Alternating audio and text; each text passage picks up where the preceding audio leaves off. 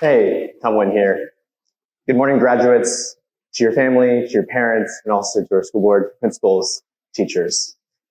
What an incredible honor to spend a morning with you today. I definitely do not look like your average commencement speaker. I don't have gray hair, and I don't have a long and very journaled career. And the reality is, I'm not much older than you. Some of you might be older than me. I still live with my parents. My room is a constant mess. My car is a really, really big mess, and most of the time, it's on empty.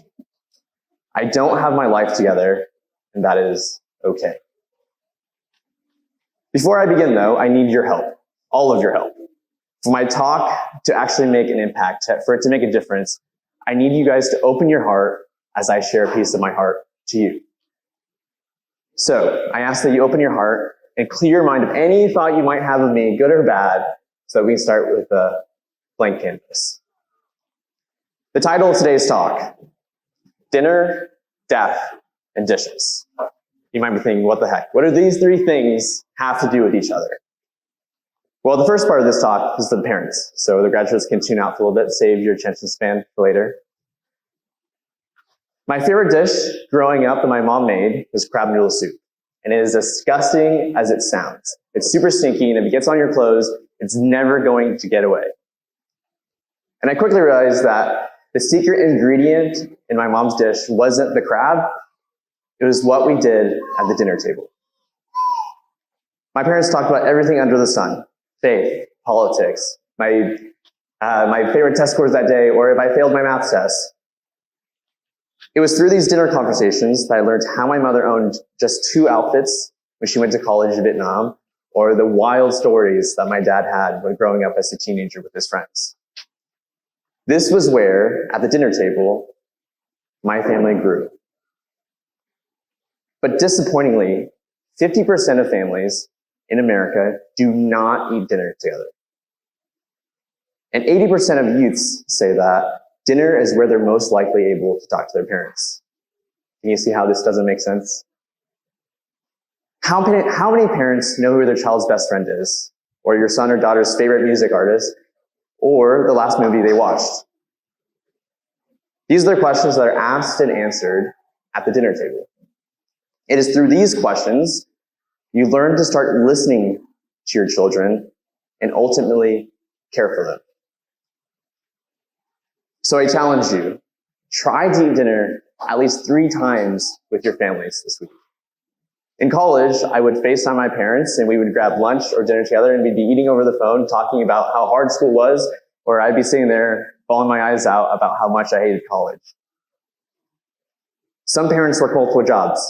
I get that. Someone's got to be able to put a head over our roofs and some dinner on our table. But I promise you, the job of eating dinner together will pay much more in the long haul, especially when your children have their own children.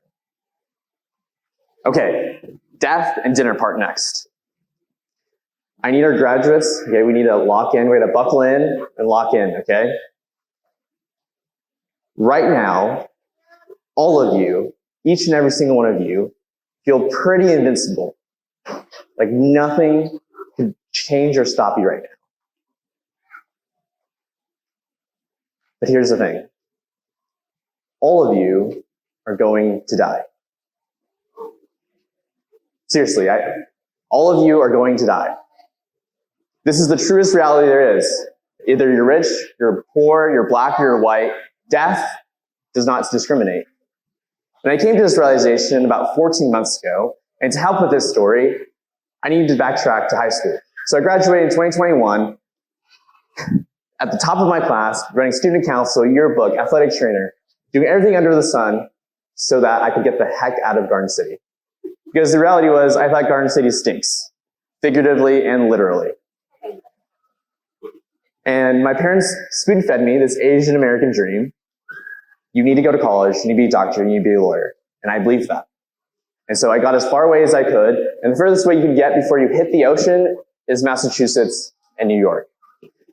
So I spent the first 2 years of college at Massachusetts, New York, having the time of my life, going to Boston on the weekends, New York on the weekends, making so many core memories and meeting so many new friends. But for some reason, the dream I had still made me feel a little pointless, worthless even. And as time went on, this feeling did not get any better. In January of 2023, it's about 14 months ago, I'm in Massachusetts. I just flew back after Christmas break. I'm in my dorm room, hanging out with my friends. My mom calls. And usually when your mom calls while you're hanging out with your friends, that's kind of a major buzzkill. So I don't answer. Buzz, buzz. My mom calls again. And usually if mama calls twice, you better answer.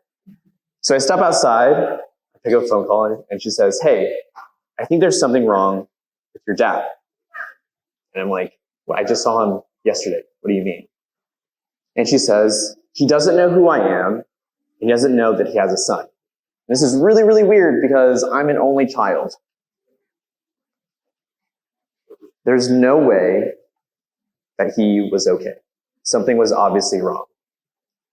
So as my mom rushed to the hospital and they airlifted him to Colorado, I was packing my bags and I caught a flight the next morning to Denver. Growing up, I was the only person in my family who spoke English. So I translated everything, buying a first car, buying a first house, translating for doctor's appointments. So by the time I get to the hospital and the cardiologist walks in, he says, "Hey, your dad had a blood clot and he had a stroke." My dad didn't have any old blood clot. He had an aortic thrombosis. He had a blood clot in his aorta. And the doctor goes, "Treatment for this is usually surgery. And there is a 75% mortality rate." What does that mean?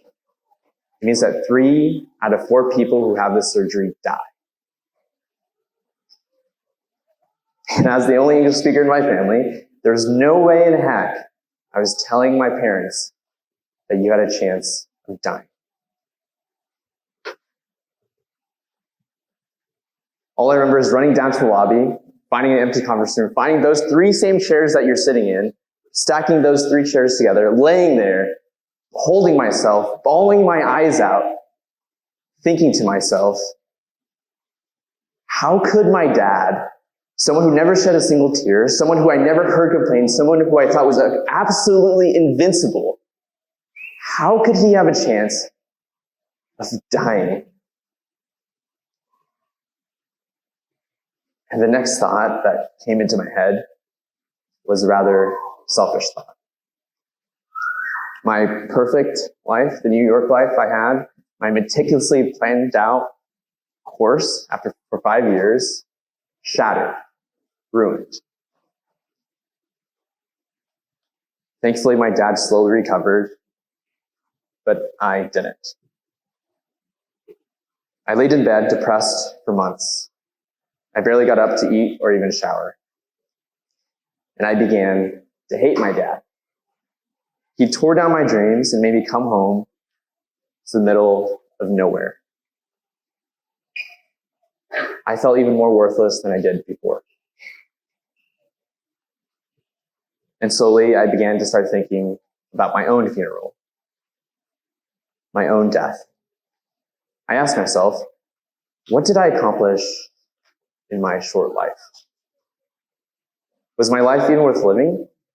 Did I take more than I gave, or did I give more than I take? I began to self-medicate.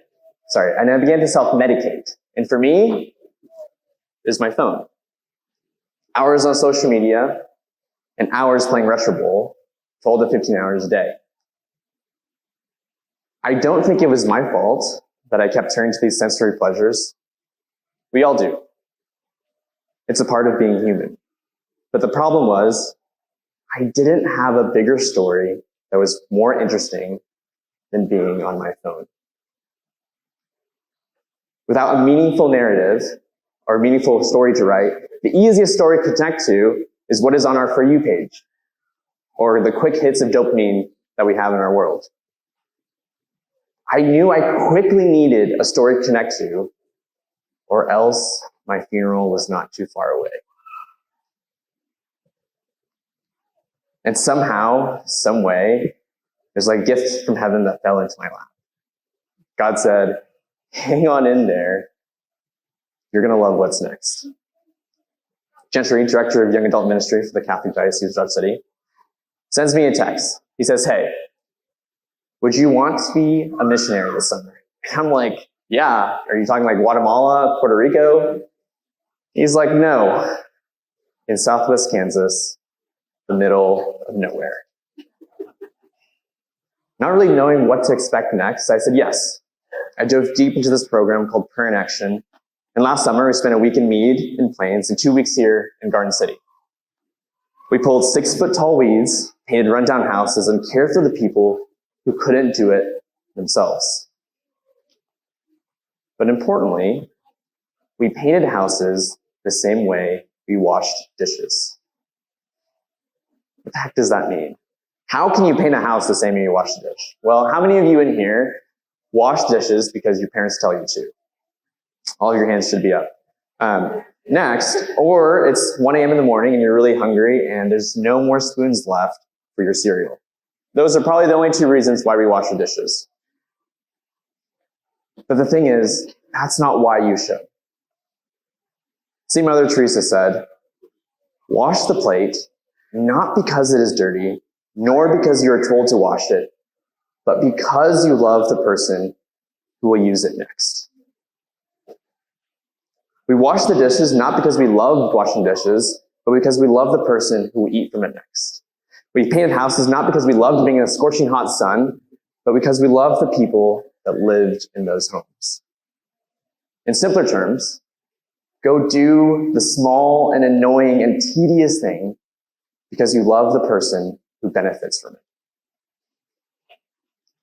And one house in particular that will always hold a special place in my heart is Jim and Eileen's house in Meade, Kansas. We were painting their house in July. It was scorching hot, and we had such a good time hanging out with them. Well, a few months later, in December, we find out that Jim passed away. Can you imagine this for a second?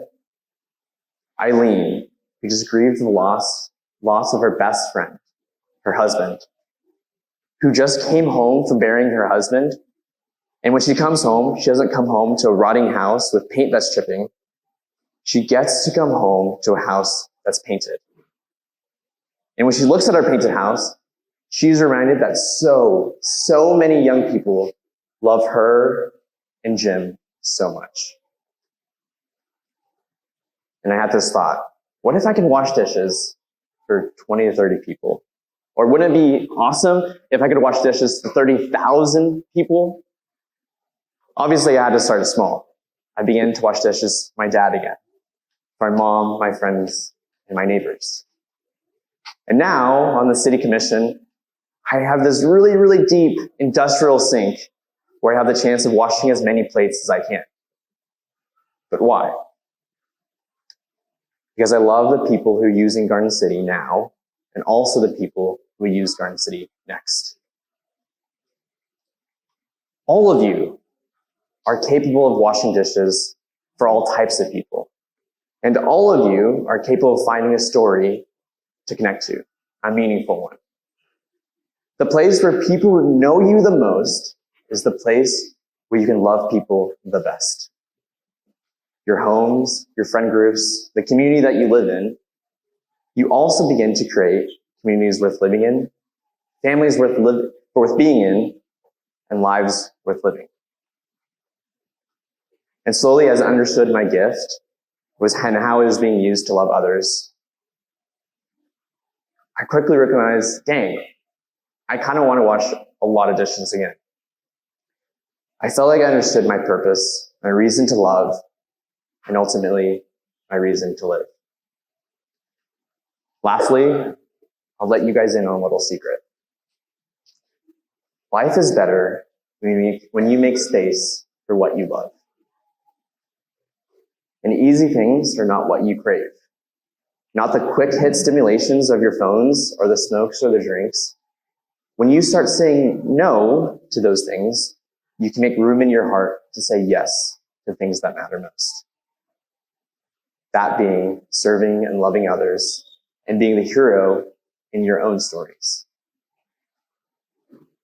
And when you start to figure out who is worth dying for and not what, you start to act in a way that attracts and inspires people to wash dishes for others.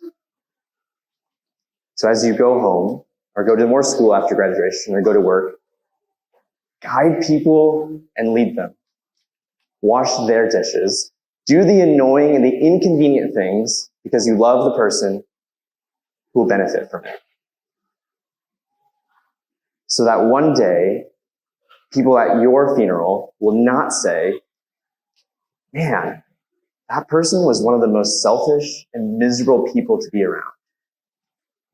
But what they will say is, whoa, I love to be around them because they were a true person and gave their entire life away to others.